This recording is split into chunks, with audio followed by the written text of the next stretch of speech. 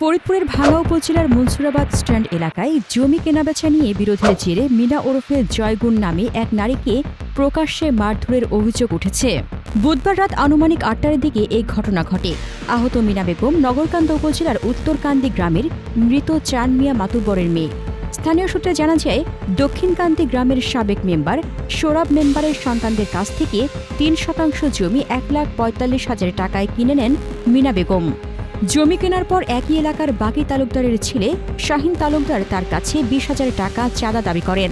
টাকা দিতে অস্বীকৃতি জানালে তাকে মারধরের হুমকি দেওয়া হয়। অভিযোগে রয়েছে, এ ঘটনার পর মিনা বেগম বিষয়টি স্থানীয় মেম্বার মিলন ও তার পরিবারের সদস্যদের জানালে হঠাৎ করেই অভিযুক্ত শাহিন তালুকদার প্রকাশ্যে একটি দোকানের ঝাঁপের লোহার রড দিয়ে তাকে এলোপাতাড়ি পিটিয়ে গুরুতর জখম করেন।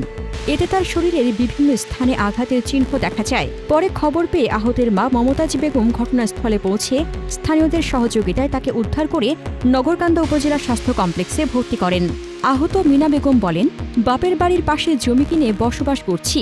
জমি কেনার কারণে শাহিন তালুকদার আমার কাছে ২০,০০০ টাকা চাঁদা দাবি করে। আমি একটা জমি কিনছি, জমি কিনে সেটা আমার ফয়সালা হওয়ার পরে সে আমার বলছে বাকি তালুকদারের শাহিন যে আমার চাঁদাবাজি ২০,০০০ টাকা দাও।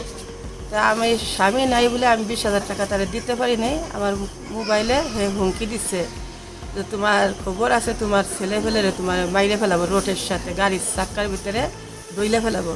তখন আমি গ্রামের মেম্বার আমার বাড়ির পাশে বই কুবাবো লাগছে, তখন তারে যে আমি বলছি যে আমার এইগুলো হুমকি দিবা লাগছে মোবাইলে। তাই সে বলছে যে তার বাপ চাচা গাছ যেন গোষ্ঠী গেতে আছে, তুমি তার কাছে বইলে জানাই আসো।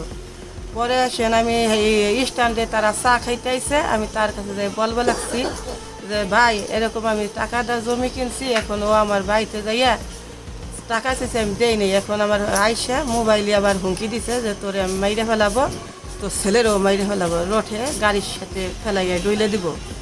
তাই এইগুলো ভাই কবা লাগছে, আপনার গোটেন আমি জানাইলাম, আপনারা জানেন। তখন ও আস্তে আস্তে আইসেই আমার জাফের একটা রথের লাঠি দইরা আমার ইচ্ছে মতো শরীরে আঘাত করছে। আঘাত করার পরে এখন আমি মনে করেন কি অসহায়, আমার স্বামী নাই, আমার মা আমাদের দইরা এই যে হসপিটালে এনে ভর্তি করছে। এ বিষয়ে অভিযুক্ত শাহিন তালুকদারের সঙ্গে একাধিকবার মোবাইল ফোনে যোগাযোগ করার চেষ্টা করা হলেও তিনি ফোন রিসিভ না করায় তার বক্তব্য জানা যায়নি। এ ঘটনায় এলাকায় উত্তেজনা বিরাজ করছে। স্থানীয়রা ঘটনার সুষ্ঠু তদন্ত ও দোষীদের দৃষ্টান্তমূলক শাস্তির দাবি জানিয়েছেন।